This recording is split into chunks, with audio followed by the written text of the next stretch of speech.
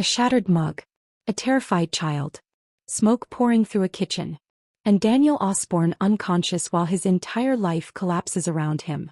Next week on Coronation Street, the nightmare finally explodes. And by the end of it all, Daniel could lose absolutely everything.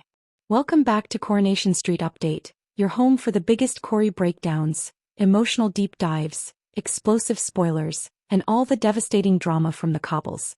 And trust us, this upcoming week is one of the darkest emotional spirals Daniel Osborne has ever faced. Because this is no longer just about trolling. This is about identity, fatherhood, addiction, isolation, and the terrifying moment a man realizes he may be becoming the very thing he once feared most. The week begins with heartbreak disguised as hope. Daniel nervously prepares to return to work, desperately trying to rebuild some sense of normality after weeks of emotional torment. Then Bertie hands him a mug. World's best teacher. A tiny gesture, but emotionally devastating. Because for one brief moment, Daniel feels seen again. Needed again. Loved again. It is fragile happiness. And Corrie makes sure it doesn't last. Because moments later, Lily Platt publicly humiliates him with fresh posts from Truth Teller 2 before barging into him and smashing the mug into pieces. That image matters. The broken mug becomes symbolic of Daniel himself. Pratt. Humiliated. Falling apart in public while people watch. And the cruelest part? Jake records Daniel's breakdown on his phone.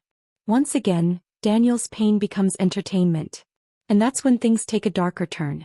Daniel heads to the Rovers determined to numb the humiliation with alcohol. But Adam intervenes, warning Sean not to serve him. On paper it sounds responsible. But emotionally, to Daniel it feels like judgment, control, condemnation. So instead of calming down, he detonates.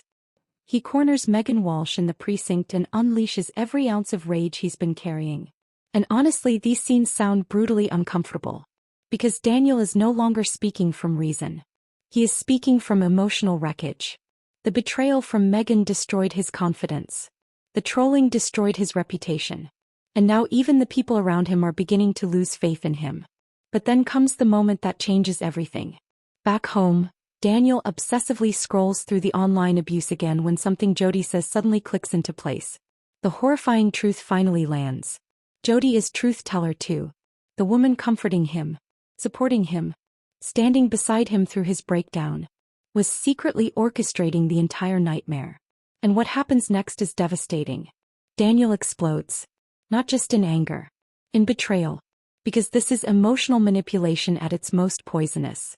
Imagine discovering the person helping you survive your trauma was secretly feeding it the entire time.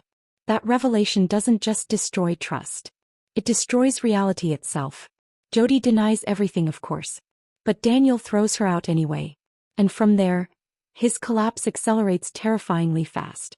Drunk, emotionally shattered and completely unraveling, Daniel publicly announces in the Rovers that Jody is his stalker. People stare. Shock spreads through the pub. But Jody plays the victim beautifully.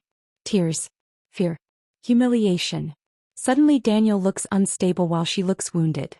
And honestly, that psychological reversal is terrifying. Because now nobody knows what to believe anymore. But the true tragedy of this storyline isn't Daniel. It's Bertie.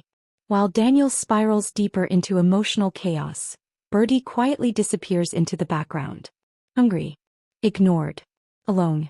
Daniel passes out drunk on the sofa while Bertie attempts to make food himself. And then disaster strikes.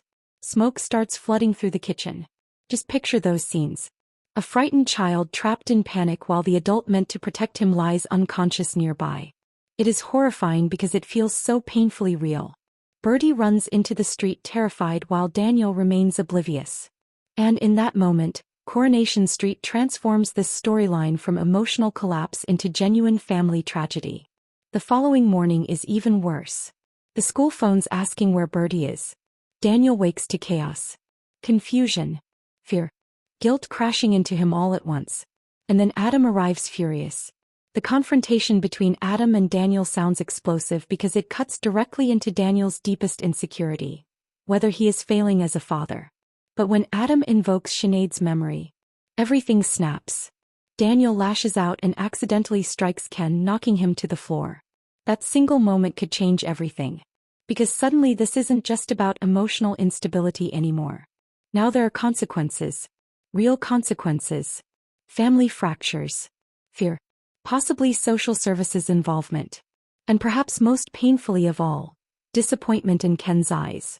Ken warns Daniel he may be walking the same destructive path Peter once walked. Alcohol. Isolation. Self-destruction. Daniel cannot bear hearing it. So he storms out again. But the nightmare is only beginning. Because then social services arrive. And suddenly Daniel's greatest fear becomes terrifyingly real. Losing Bertie. Those scenes are going to hit hard because underneath all Daniel's mistakes is one undeniable truth. He loves his son desperately. But love is not always enough. And Coronation Street seems determined to explore that painful reality head-on. Meanwhile, the rest of the cobbles are hardly calm. Todd Grimshaw is emotionally collapsing under the pressure of Theo Silverton's murder investigation. Summer is so hopeless she considers pleading guilty to manslaughter simply to end the nightmare. That is how psychologically exhausted she has become. And then the investigation takes another dramatic twist when Bertie Michaelis is arrested after his fingerprints are found all over Todd's missing phone. But is Bertie genuinely guilty? Or is someone else quietly manipulating the entire narrative from the shadows? Because Coronation Street is clearly planting seeds of doubt everywhere right now. Elsewhere, Carl Webster corners Tyrone with a chilling warning. Fear is written all over Tyrone's face. Carl knows it. And Tyrone knows Carl knows it. That storyline is simmering dangerously close to eruption. Then there's Idris Nasir. Charming. Smooth. Mysterious. Potentially dangerous. His flirtation with Leanne immediately raises alarm bells, while Alia grows increasingly suspicious about the work he's involving Bertie in.